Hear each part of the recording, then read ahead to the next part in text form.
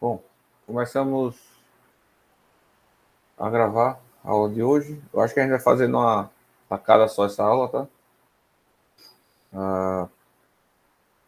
Vamos ver se a gente consegue finalizar a parte de flexão hoje, tá? Então, nós temos como objetivo fazer um exemplozinho aqui de seção T, viga com seção T, e da parte de armadura de compressão, tá?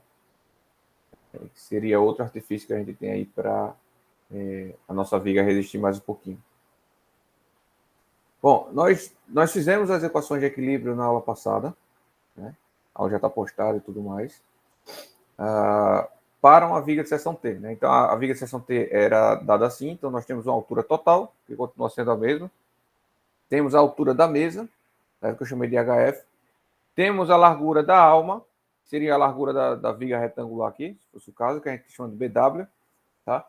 E a largura da mesa, que a gente chama de PF, tá? Então, eu já fiz aqui a planilha para adiantar a aula de hoje, né, para a gente não correr o risco de não conseguir terminar hoje. Pelo menos essa parte da sessão T eu já fiz. Mas apenas modificando aqui algumas coisas da seção retangular.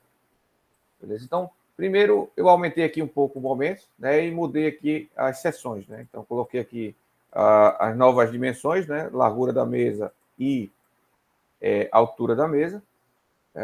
E só fiz essas modificações. E aumentei aqui um pouco as dimensões, tá? Só para arredondar aí.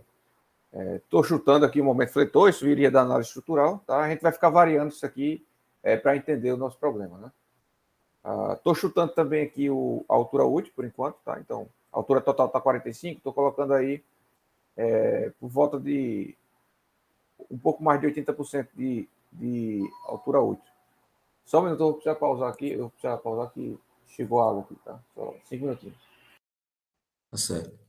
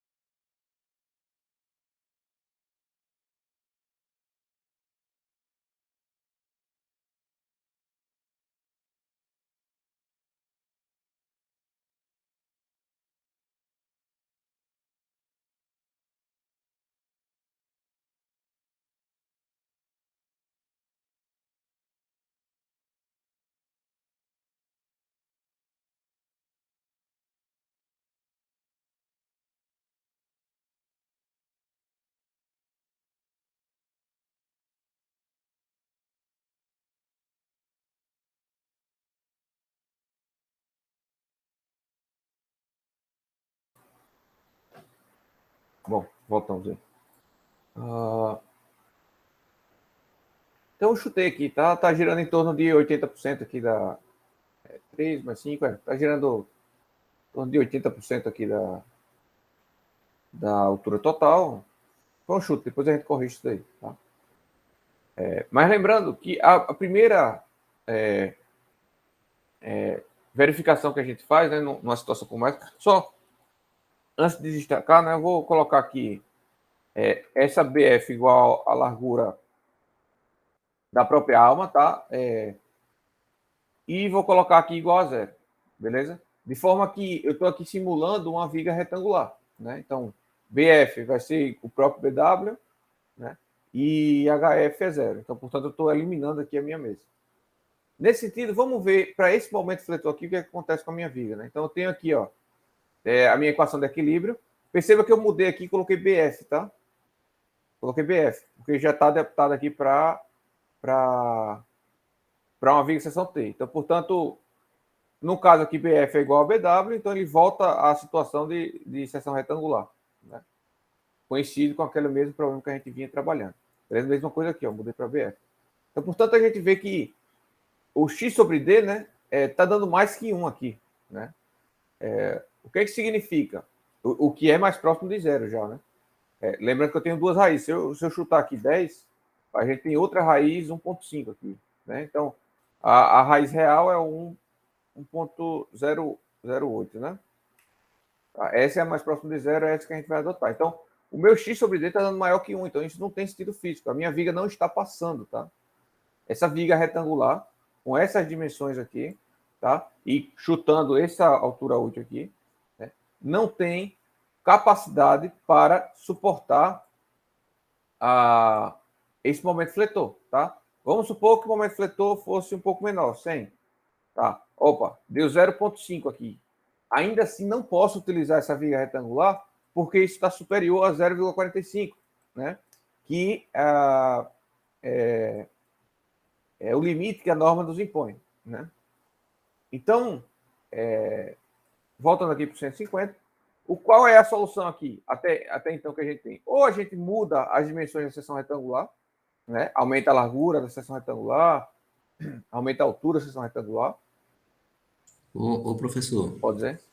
qual é o nome dessa letra aí? É Epsilon, né? É Epsilon ou não? É Kissi. Essa aqui? Kissi, né? É Kissi Kissi, certo. Aí, no caso, ela tem que ser abaixo de 0,45.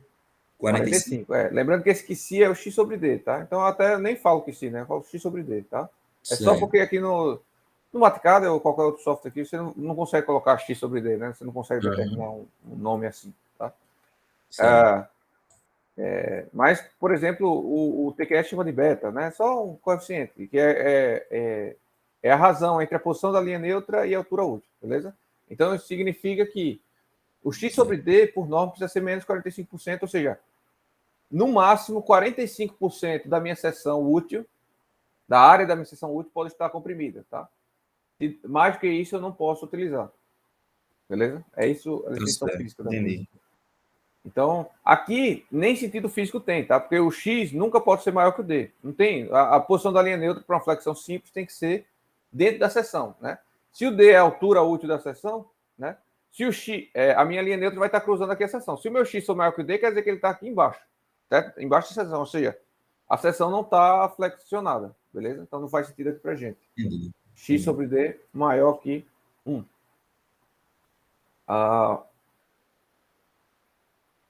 Então, eu preciso de uma solução aqui. Eu posso mudar os parâmetros que a gente tinha, né? Mudar a dimensão de seção retangular. Posso aumentar o FCK, por que não? Também posso aumentar e vai melhorar. Mas eu tenho uma solução que é, por exemplo, ao invés de utilizar uma seção retangular, utilizar uma seção T, né? E muitas vezes utilizar uma seção T não significa que você vai fazer uma viga diferente da seção T. Significa simplesmente que você vai estar considerando lajes que possam existir ou não no seu modelo, né? Você vai pegar a laje maciça lá, ou qualquer outro tipo de laje, e vai considerar essa laje, essa região de concreto, como parte também da seção da viga, tá? Essa norma permite. Óbvio que tem limites, eu mostrei na aula passada do item da norma que vocês veem um limite, e aí vocês ficam à vontade aí para dar uma lida nesses limites, mas você pode considerar um trecho de laje como contribuinte para a seção da viga, né? Porque já que está tudo concretado junto, né? Isso faz muito sentido. Então, nesse sentido, uma das opções é eu considerar, por exemplo, aqui uma seção T. Vamos supor que eu possa considerar que eu tenha lajes, né, dos dois lados da minha viga. Se a minha viga apoia a laje dos dois lados, maciça, com 10 centímetros de altura, né, e que a norma me permita utilizar 40 centímetros dessas lajes, né, ou, no caso, 40 menos os 15, né, um pouco de cada lado. Então, isso já seria a largura total, né? BF, tá? Nesse sentido, a gente percebe aqui, ó, que o X sobre D, né? Lembrando que para esse primeiro caso aqui, a primeira coisa que eu tenho que fazer é uma verificação, tá bom? É uma verificação. Então vamos lá. Qual seria a verificação? Veja. Se eu considerar essa seção T aqui como uma seção retangular dessa largura, de BF, imagina uma seção retangular dessa largura. É isso que eu estou considerando aqui nesse meu primeiro cálculo, tá? Tá aí. Certo, no caso, a seção seria BF e por H, H. né? BF por H. Então, é a mesma equação que a gente está utilizando lá para a seção retangular, isso aqui, sendo que eu mudei aqui a largura da A1 por largura da flange, né, da mesa, beleza? Então, eu estou considerando uma viga de BF por H. Ok. Agora, o que acontece? Se eu calcular isso e a minha linha neutra cair dentro da mesa, fechou. Porque, veja, efetivamente, se a minha linha neutra estiver por aqui, ó, onde está passando o meu mouse, realmente a minha seção comprimida é todo o BF, né? E aí eu posso utilizar essa equação. Agora, se por acaso essa minha linha neutra passar aqui abaixo, né? Eu não posso utilizar mais essas equações, por quê? Porque eu não tenho toda essa área aqui de concreto, né? Realmente, eu só tenho essa daqui de cima. Então, portanto, eu teria que fazer outro equacionamento que a gente fez na aula passada, né? E a gente vai aplicar aqui. Compreendeu a ideia aí? Ó? Sim, entendi. Pronto. Então, vamos lá. Vou primeiro, caso 1, linha neutra posicionada dentro da mesa, né? Então, calculei e vi que o meu x sobre d deu 0,25, então, portanto, o meu x vai ser 9,3 centímetros. Opa, quanto é a minha mesa? 10 centímetros, né? Então, lembrando que o x é sempre medido da fibra mais comprimida até a linha neutra, né? E que meu aumento aqui, no caso, é positivo, tá? Posso até destacar aqui, aumento positivo, tá? Só para ficar bem claro. Então, momento positivo, fibras superiores comprimidas, né? Fibra superior comprimida, e, portanto, o X começa daqui de cima, né? Então, eu vou andar 9 centímetros aqui para baixo. Opa! Nessa situação, para esse momento fletor, e para essas dimensões aqui, a minha linha neutra está dentro da mesa. Concorda comigo? Né? A minha posição da linha neutra está dentro da linha neutra, porque não ultrapassou os 10 centímetros, né? Então, esse cara, a primeira conclusão é a seguinte.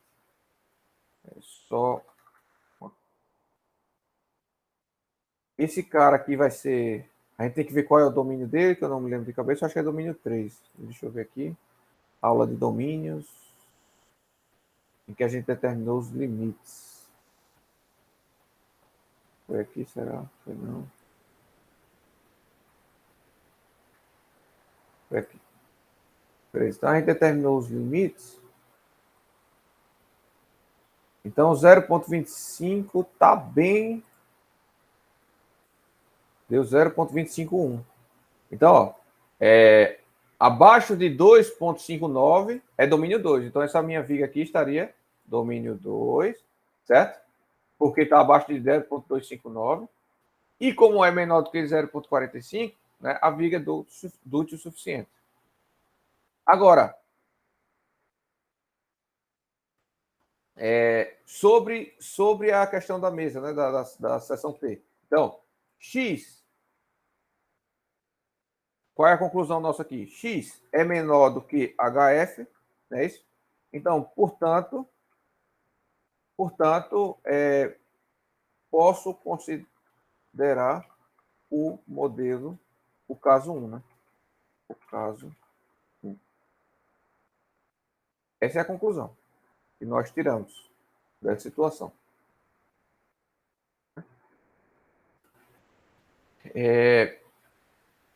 Se eu posso utilizar o caso 1, tá? Então, basta eu continuar o meu processo do mesmo jeito que a gente fazia para a viga retangular. Calculo agora a área de aço, certo? Agora, veja, a reação do concreto vai ser BF aqui, tá? Tem que lembrar de substituir BW por BF.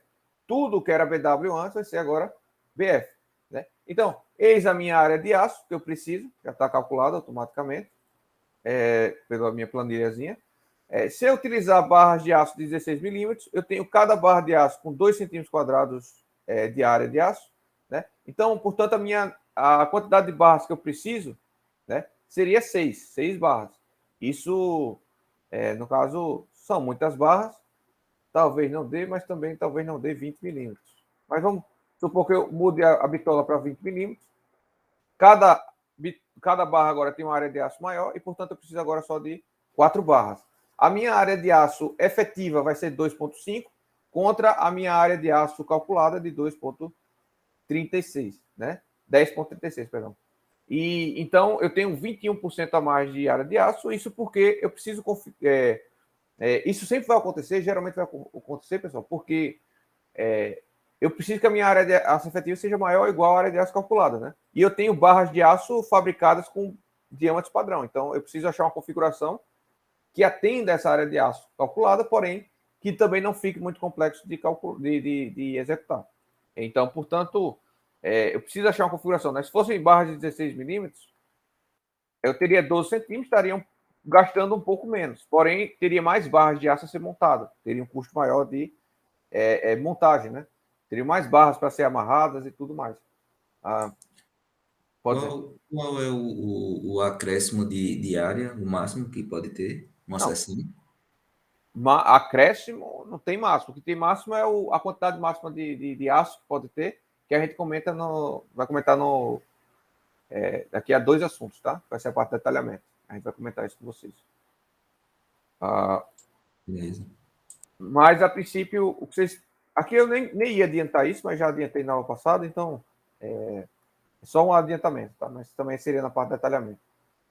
Então, veja que interessante. A minha viga, né? Portanto, porque essa parte eu não vou adiantar, não. Essa verificação final, eu não vou. Por enquanto, eu não vou dar, não. Tá? Já dei na aula passada, por enquanto a gente vai ignorar isso aí. O importante para a gente até então é a área de aço, beleza? É a área de aço calculada. Isso aqui é só uma a mais. Ok. Então, nesse caso aqui, o dimensionamento é praticamente igual ao que a gente vinha fazendo. A única diferença é que a gente vai substituir BF por BW, né? Ou, no caso, BW por BF. Agora, vamos supor que a minha viga tenha um momento fletor atuante maior, 200, certo? Aí o que é que vai acontecer? Vai acontecer que, ora, o meu x sobre d deu 0,35, né? Eu entraria aqui no domínio 3, mas ainda continuaria menor do que 0,45. Porém, o meu x agora é quase 13 centímetros. E 13 centímetros é maior que HF. É maior que HF. Concorda comigo, Igor? Então, eu não posso considerar o caso 1. Tenho que partir para o caso 2, onde a linha neutra está posicionada fora da mesa, né? Na alma. Então, isso aqui, ó, eu vou deixar aqui calculando, mas isso aqui não serve para nada, certo? Isso aqui não serve para nada. O que serve para mim eu só calculei até aqui para conferir, né? E confirmar que a posição da minha linha neutra vai estar abaixo da minha mesa. Agora, veja, nem será nessa altura, vai ser um pouco mais, tá? Vai ser um pouco mais. Porque essa altura aqui seria se eu tivesse concreto até 13 centímetros. Mas eu não tenho, né? Mas eu não tenho. Então, eu vou ter que encontrar uma nova posição da linha neutra que vai ser maior que essa, né? O X tende a ser maior que esse sempre, né? Porque eu vou estar reduzindo a quantidade de concreto existente, né? E aí a gente vai para o equilíbrio, que muda um pouco para o caso da seção T com a posição da linha neutra fora da mesa. Beleza? E aí isso daí foi explicado na aula passada. Mas basicamente o que eu tenho que fazer aqui qual é a questão? Agora, qual é a sequência, né? De forma resumida. Eu vou calcular a resultante da força, a força resultante no concreto na região da mesa. Beleza? Então, qual é a força resultante do concreto na região da mesa? Ora, é a tensão máxima, que é 0,85 FCD, multiplicado pela área da mesa, né? Qual é a área da mesa? Vamos lá. A área da mesa seriam só esses dois toquinhos aqui, tá? Então, portanto, a área da mesa seria HF multiplicado por BF, só que eu tenho que descontar a BW. Então, portanto, será HF vezes BF menos BW, né? E como a tensão máxima que pode estar aplicada no concreto é 0,85% de FCD, então, portanto, eu tenho aqui a resultante do concreto vai ser a tensão máxima multiplicado pela área, HF multiplicado por BF menos W. Então, portanto, essa é a resultante de compressão no concreto das abinhas, né? Das abas da mesa. 379 kN. Por outro lado, a localização dessa resultante do concreto é justamente no meio da mesa. É justamente no meio da mesa, né? Então, se eu estou pegando, vamos supor, só esse ladinho aqui, se eu estou pegando a resultante de concreto que vai dar das tensões aqui de compressão, né? E esse diagrama é retangular, então a força de compressão vai estar aplicada justamente no centro de gravidade, né? Desse retângulozinho, né? E, portanto, aqui no meio. Então, no meio da altura da mesa, vai estar aplicada a resultante do meu concreto, né? Ou seja, vai ser distante aqui do topo vai ser distante HF sobre 2, né? HF sobre 2. Só que a gente tem que a distância do topo até as barras de aço, né? Que vão fazer o equilíbrio da minha seção, do topo até a minha barra de aço, a gente chama de altura útil, que é o D, né? Então, portanto, deixa eu desenhar aqui, senão vai ficar muito complexo, né? Muita coisa para gravar na memória aí. RAM.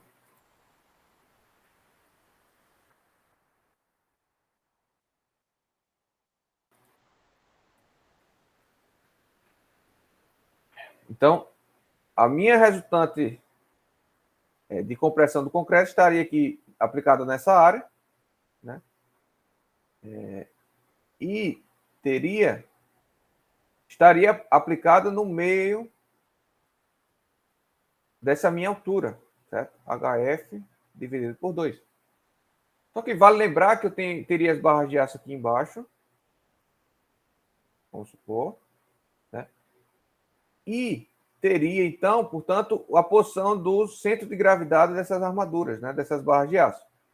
A distância do centro de gravidade dessas armaduras até o topo da viga, até a fibra mais comprimida, no caso aqui para a flexão positiva, é D, a gente chama de altura útil. Então, portanto, a distância entre essas resultantes, a resultante do concreto da mesa com o centro de gravidade das barras de aço, que a gente vai chamar de braço de alavanca da mesa, beleza? Esse F vem de flange. Então, ZF aqui vai ser D menos HF sobre 2. Beleza? Acho que isso aí fica bem claro, né? É o braço de alavanca, né? E, portanto, o momento resistido pela flange vai ser igual à força resultante do concreto na flange multiplicado pelo braço de alavanca da flange com as armaduras. Beleza? Então, é isso que eu fiz aqui. É isso que eu fiz aqui. Tenho a resultante de concreto nas mesas, braço de alavanca da mesa, momento resistido pela mesa. Perfeito? E agora? Veja. Agora a gente continua do mesmo jeito. Agora aqui, ó, tá errado, tem que mudar para BW. Aqui também tem que mudar para BW. Aqui também tem que mudar para BW. Beleza. Perfeito. Então, o que acontece? Agora eu vou fazer o equilíbrio novamente para a seção retangular. Como a gente fazia antes, igualzinho. Sendo que, ao invés de eu aplicar o momento fletor total, eu vou colocar na equação apenas a diferença entre o momento total e o momento resistido pela flange. Por quê? Porque a alma, né? Aqui eu estou calculando agora a alma. A alma só vai precisar resistir a diferença do que sobrar, né? Do que faltar a mesa a resistir. Então, o momento total era 200, né? Eu mudei lá em cima. O momento resistente é 120, das flanges, né, da mesa, é 121. Então, portanto, o que a mesa precisa resistir, né, seria só a diferença dos dois momentos. Compreende, Igor? Sim, entendi. Beleza. Então, portanto, a minha equação só tem essa diferença, que agora o momento é diferente. Eu poderia até calcular o momento aqui separadamente, né? E depois colocar aqui só o momento, mas tanto faz. Eu deixei aqui para deixar bem claro, né? Que agora a minha alma só vai resistir à diferença dos momentos, e, portanto, a posição da linha neutra na alma, o x sobre d vai ser 0,37. Então, portanto, meu x sobre d dá 13,68. Você lembra que eu falei que ele é um pouquinho maior do que esse daqui? Né? Vê que é um pouquinho maior. Né? É sempre assim. Por quê? Porque agora falta concreto. Tá menos concreto. Então, portanto, ele tem que descer menos, tem que descer mais para aumentar a área de aço, aumentar a área de concreto novamente. Né? Então, e pronto. E agora está calculado. Então, esse cara deu menor do que 0,45. Então, é duto o suficiente a viga, né? E ele está posicionado no domínio 3 porque é maior do que 0,259. Então, é posição no domínio 3. Tá? E agora, o que é que eu faço? Eu calculo a área de aço. E como é que eu calculo a área de aço? Da mesma forma que eu calculava antes. Porém, agora, vale ressaltar, só lembrando aqui, que essa área de aço vem da equação de equilíbrio das forças horizontais, né? Que as forças horizontais vai ser, eu vou ter a reação no aço, a resultante do aço, perdão, a resultante do concreto igual a zero, né? Sendo que a resultante do concreto eu estou dividindo em duas. Eu estou dividindo a resultante do concreto na parcela da resultante da alma e do concreto da alma e estou dividindo na resultante do concreto da flange, né? E, portanto, a resultante do aço vai ser a resultante do concreto da alma, mais... esse aqui tem um menos aqui, tá? Que é menos e aqui esse é menos. Porque tem que entrar em equilíbrio. Se for tudo mais, não entra, né? RCW mais RCF, né? E a gente tem que a resultante no aço vai ser quem? Vai ser a área de aço multiplicado pela tensão de escoamento, né? Então, portanto, a área de aço que eu vou calcular vai ser a resultante do concreto da alma mais a resultante do concreto da flange dividido pela tensão de escoamento do aço. Perfeito? Então, é isso que eu estou fazendo aqui. Antes, eu só tinha alma, né? Quando é retangular, eu só tenho alma. Agora, tem que ter outra parcela. Então, portanto, eu estou somando a parcela da resultante da alma, que eu poderia também calcular fora, assim como eu calculei aqui a resultante de concreto da flange, né? Eu poderia calcular da alma também, mas está aqui. Isso aqui aí seria a resistência ao concreto da alma. Somando com a resistência do concreto da mesa, né? E dividindo pela tensão de escoamento, eu tenho aqui a área de aço total que eu preciso. Beleza? Então, é assim que é o procedimento. Não foge muito disso. Agora, o importante é vocês dominarem, entenderem o que a gente está fazendo, né? Então, o que quando utilizar o caso 1 ou o caso 2, quando eu posso utilizar a mesa ou não, né? Por exemplo, uma coisa que é muito comum errar aluno, né? E não é casca de banana, não, pessoal. Isso aí acontece no dia a dia. Eu já vi engenheiros errando isso aí, tá? O que acontece? A mesa, se a mesa está na parte superior da viga, ela só vai funcionar para momentos letores positivos. Porque a mesa aqui, numa situação normal, como é? Como é uma situação normal, né? Eu tenho lajes, eu tenho a viga. Deixa eu botar para baixo. Eu tenho vigas, não é isso? Vigas. Vamos dizer assim, no pavimento, olhando em corte, tá? Tem outra viga. Cadê? Tem outra viga aqui. E eu tenho as lajes, não é isso? E eu tenho as lajes. Em cima, né? Usualmente a gente tem a laje em cima. Então a gente pode utilizar a laje como uma armadura, como seção T, mas apenas de flexão positiva. Porque, veja, definição de flexão positiva, olhando de lado aqui a viga agora, é assim, ó, né? Flexão positiva, ela comprime as fibras superiores e traciona as fibras inferiores. Então, portanto, para momento positivo, eu posso considerar essa região comprimida. Mas se na região que a viga estiver submetida a momento negativo, eu não posso utilizar essa mesa como comprimida. Por quê? Porque a compressão vai ser aqui embaixo, no caso de flexão negativa. No caso de flexão negativa, a compressão é embaixo, tá? Flexão negativa, compressão embaixo, tração em cima. Então, portanto, eu não posso nunca utilizar essa mesa aqui para resistir à compressão, porque a compressão não está atuando aqui em cima, a compressão está atuando aqui embaixo, beleza? A única opção de eu utilizar essa região de eu ter perdão, a única opção de eu ter seção comprimida aqui embaixo se eu tiver uma viga aí, né? Uma viga aí, tá? Aí a gente está passando para pré-moldados, etc, né? É a única opção. Se eu tiver usando também uma viga invertida, né?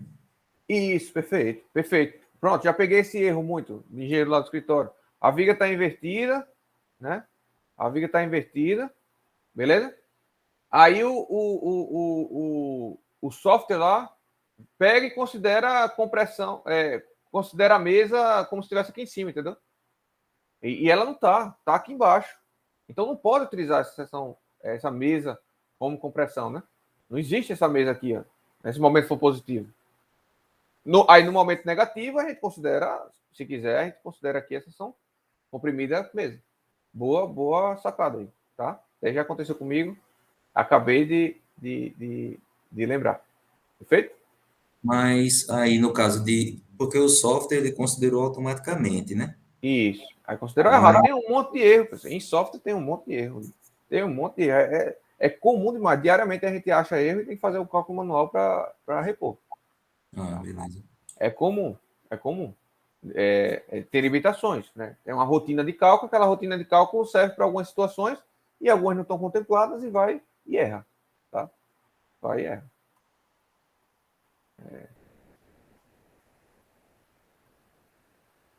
No caso, o software que eu uso comercialmente não tem esse problema, tá?